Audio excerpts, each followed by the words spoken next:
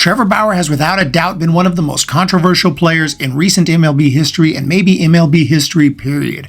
Even before he signed his 3-year, $102 million deal with the Dodgers in 2021, he was already considered a risky signing and had a history of controversies. Articles had already been written before any assault allegations detailing this history, and we'll recap it in today's video as I ask the question, does Trevor Bauer deserve a second chance in Major League Baseball after his recent suspension for violating the league's domestic violence and sexual assault policy?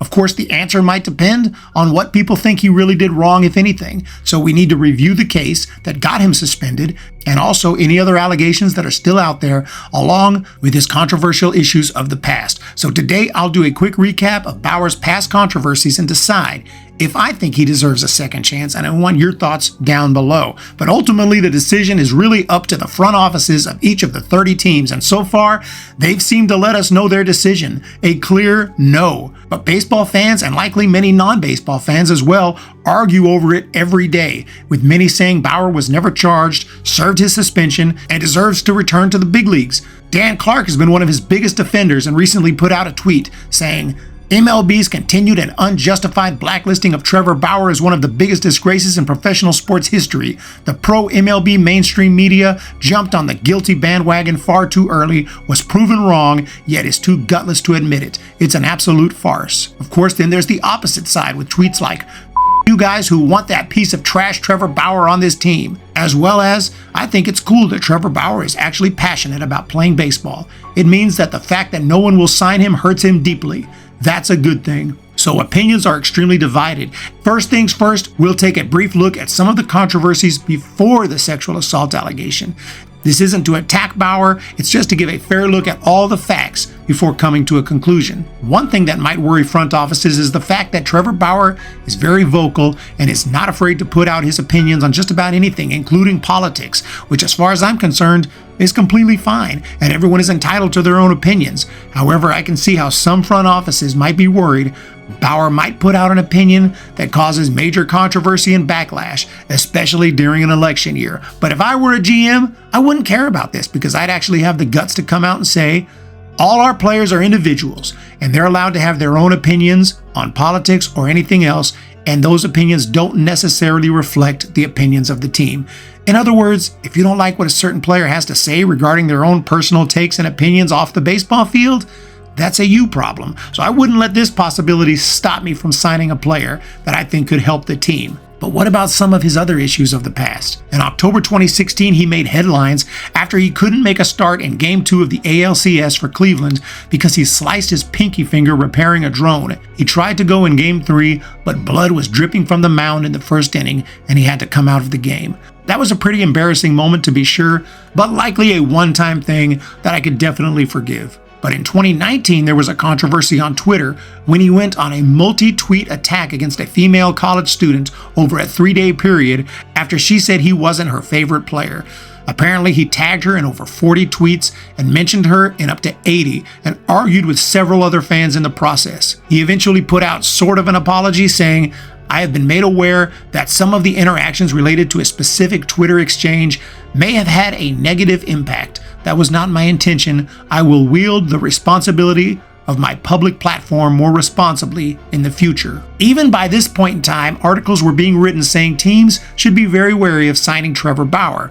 But in addition to these controversies, there's the fact that Bauer constantly appears to be craving attention, at least from my observations. Going back to his debut with the Diamondbacks, he performed his strange warm-up rituals in the bullpen and always had to throw that last crazy run-up warm-up pitch. Okay, the guy was a little quirky, no big deal.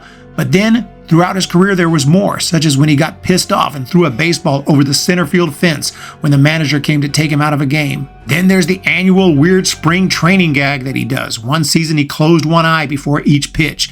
Another, he actually intentionally tipped his pitches by giving the sign to the catcher and hitter before delivering each pitch. He might have been making some point because it was shortly after the Astros fiasco, but the point is he's always doing something to attract attention. So it's easy for me to see why a GM would be more than hesitant to sign someone like this. A front office wants team players who can go out there and perform as a team. And sure, each player can have their own personality, and there's nothing wrong with celebrating, but Bauer's antics take it to another level.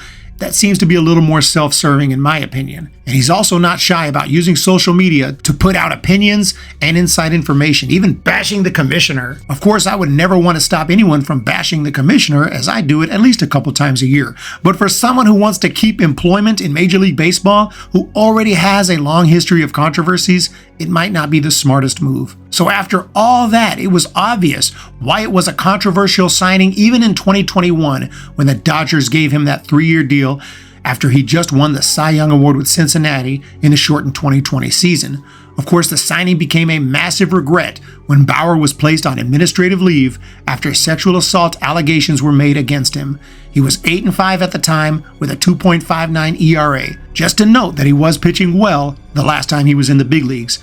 Week after week, the administrative leave was extended as the investigation took place, and Bauer has never pitched in the big leagues since. To briefly recap the assault case, a woman named Lindsay Hill claimed that she was injured by Bauer during rough sex. Original stories claim that she suffered a skull fracture, but that turned out to be incorrect. She claimed that Bauer punched her in various places and strangled her to the point of losing consciousness. She said he caused 2 black eyes, a swollen lip, and bruising and scratching on her face.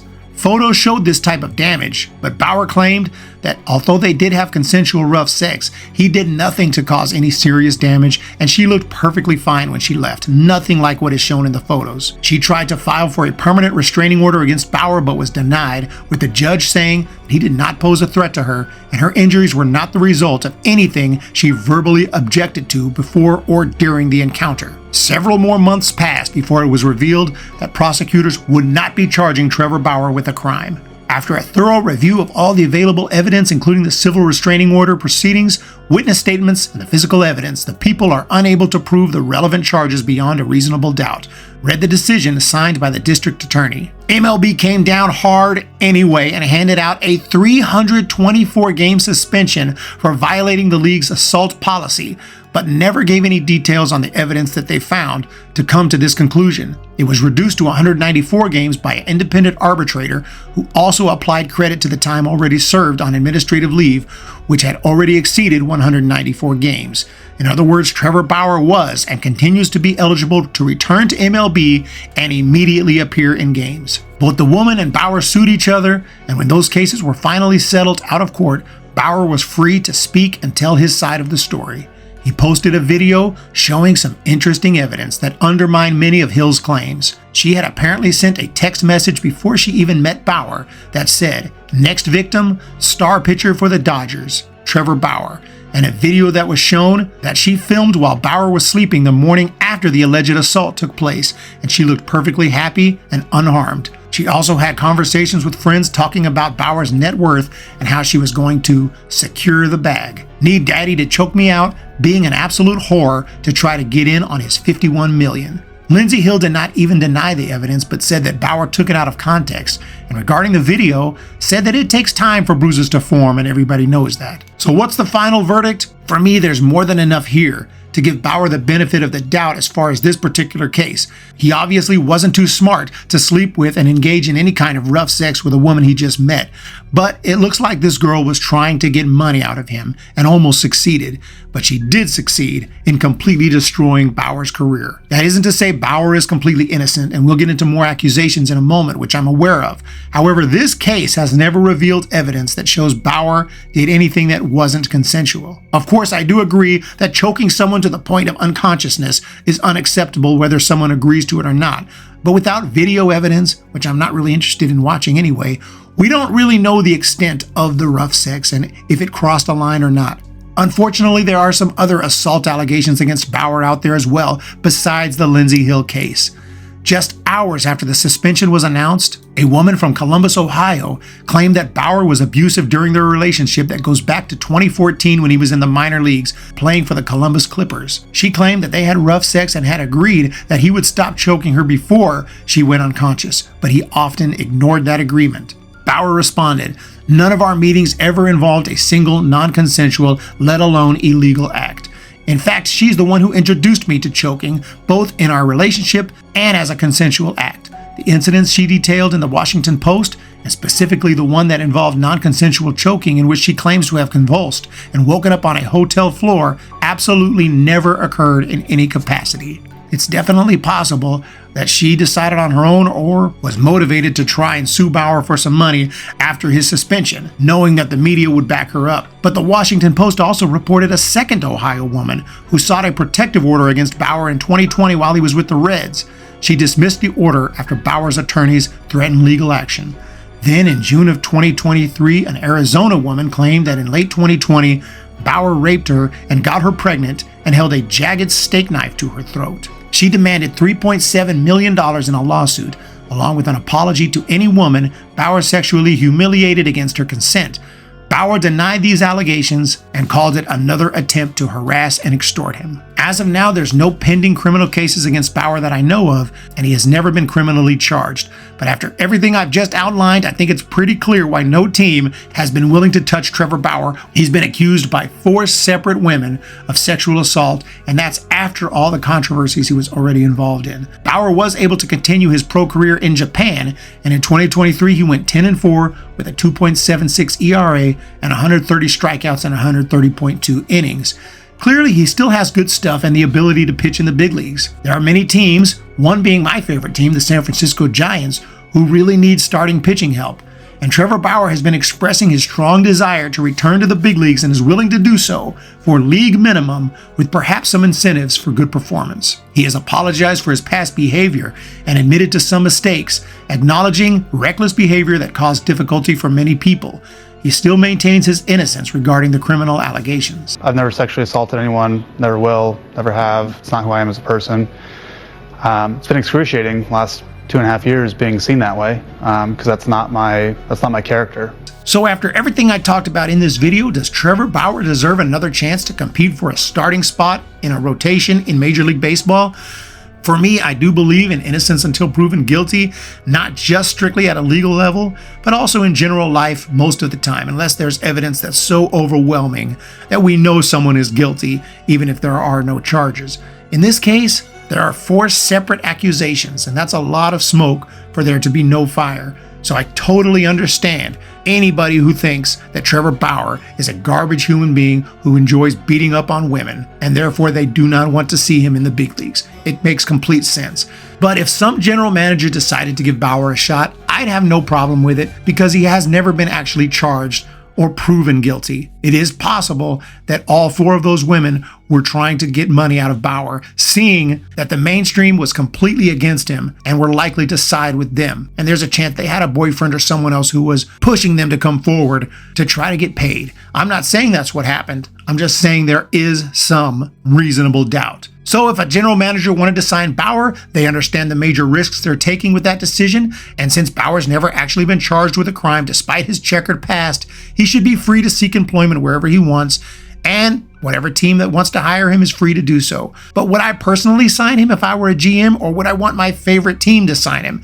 That's the big question. My initial instinct is to say no, not only due to the overwhelming amount of controversies of the past, but also because of the attention-seeking antics. I'm looking for team players who can quietly do their jobs without making a scene, without doing weird things in spring training, and possibly sparking all kinds of outrage and controversy. But as mentioned earlier, the Giants are lacking reliable starting pitching, and Bauer could fill a need. Before even considering signing him, if I were the GM, I'd have to conduct a full interview to make it clear this is a strict zero-tolerance policy, and it would be a minor league deal with an invite to spring training. And if he makes the team, it's a 1-year minimum MLB salary, and I'm not even sure about any incentives. The incentive is for you to pitch well and stay out of trouble for an entire season, and then we'll talk about a normal contract. So ultimately, I wouldn't be too upset at a low-risk minimum contract for Trevor Bauer, although I'm not sure I would sign him myself unless I was absolutely desperate for starting pitching, and even then, that contract is going to have some behavioral clauses. It's not even about the recent assault case or suspension. It's about the totality of what Trevor Bauer brings to the table. It's also worth mentioning that Bauer's had an up and down career, and he's not even guaranteed to make the team out of spring training. Certainly, he's good enough to help some team if they're willing to take the risks, but he's not guaranteed Cy Young Award winner. He's had several average at best seasons. So does Trevor Bauer deserve a second chance in the big leagues? I'd say he deserves consideration since he was never charged and has apologized for some of his recent behavior, and if he's willing to agree to a minimum deal with a zero-tolerance policy, then yes, I'd be completely fine with it. But then again, it's up to the individual teams. and I certainly can't blame any team or GM for wanting nothing to do with Bauer after everything I discussed in this video. I do think the initial backlash would die down after a couple days, and it wouldn't be as bad as many front offices think, but at the same time, I completely see their reasoning for staying away from this player. The odds of him making it through a 162-game season without creating any controversy at all seems somewhat slim, but let me know what y'all think. Should some team give Bauer a shot? Would you give Bauer a shot if you were a GM? Would you like your team to sign him? Or does he bring entirely too much baggage to the table and teams should avoid him like the plague? I'd love to hear your thoughts down below. Let me know, and we'll talk to you in the next video.